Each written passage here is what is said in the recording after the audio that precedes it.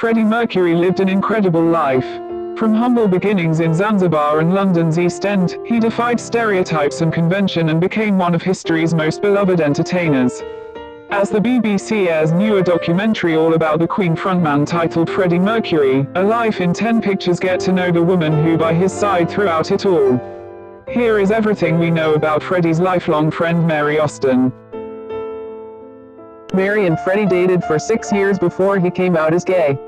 Mary first met the Queen frontman when she was 19 and working as an assistant at the fashionable London clothing store Biba.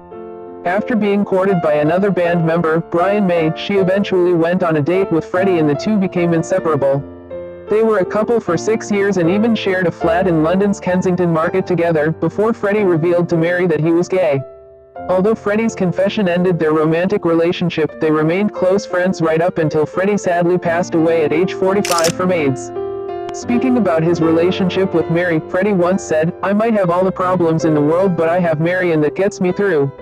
I still see her every day and I am as fond of her now as I have ever been.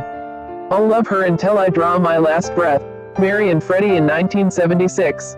Upon his death in 1991, Freddie left his entire fortune, as well as his £25 million Georgian mansion in Kensington and half of his future earnings from Queen to Mary.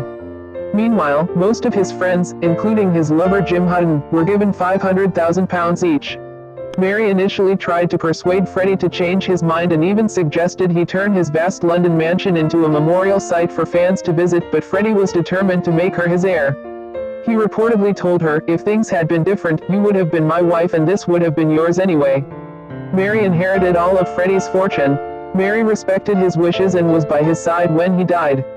She later carried out his dying wish to scatter his ashes in a secret location known only to them. While there have been various rumors about where she took the ashes, such as Kensal Green Cemetery or the cherry tree in his garden, she has never revealed their whereabouts.